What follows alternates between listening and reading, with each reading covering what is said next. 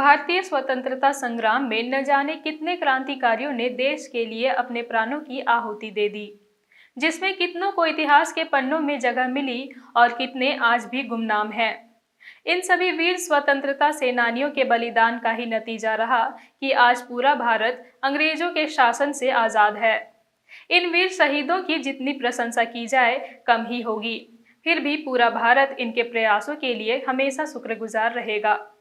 वहीं सबको ये तो अच्छी तरह मालूम है कि भारत को 1947 में आज़ादी मिली, लेकिन ये कितनों को मालूम है कि आज़ादी के लिए जंग की असल शुरुआत कब, कहां और किसने की।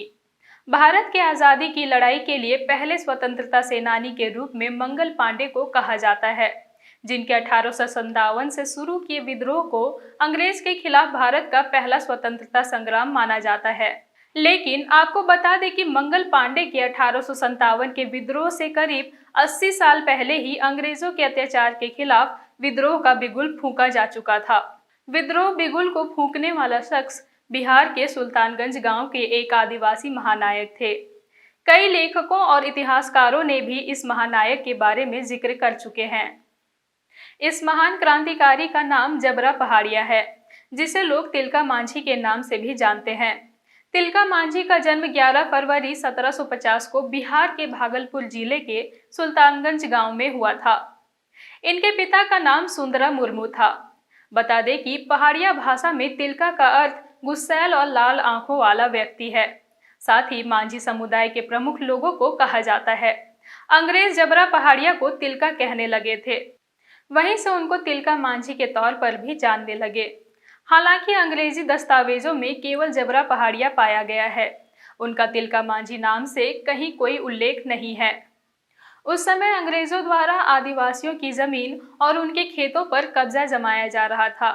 आदिवासियों के जंगलों को लूटने के साथ उन पर बहुत अत्याचार किया जा रहा था। तिलका मांझी को उनके लोगों पर ये सब जुल्म होते देखा नहीं गया। तिलका मांझी राष्ट्रीय भावना जगाने के लिए भागलपुर के स्थानीय लोगों को सभाओं में संबोधित करते थे। वे जाति और धर्म से ऊपर उठकर लोगों को एकजुट होने के लिए प्रेरित करते थे।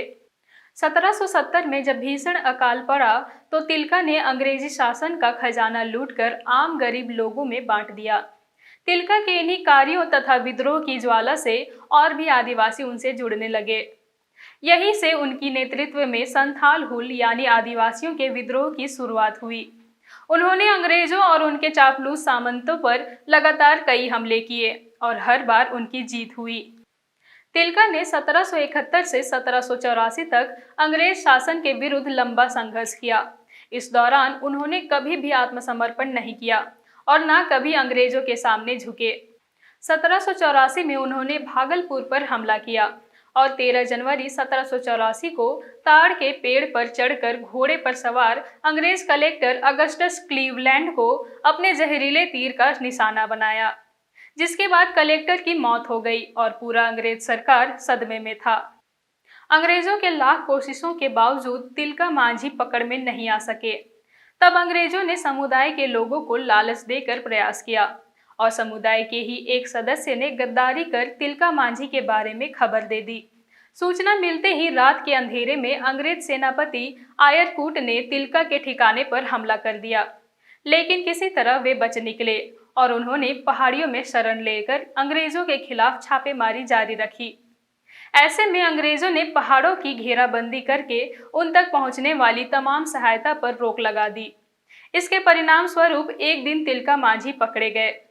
कहा जाता है कि तिलका मांझी को 4 घोड़ों से घसीटकर भागलपुर ले जाया गया था और 13 जनवरी 1785 को उन्हें पेड़ से लटकाकर फांसी दे दी गई थी।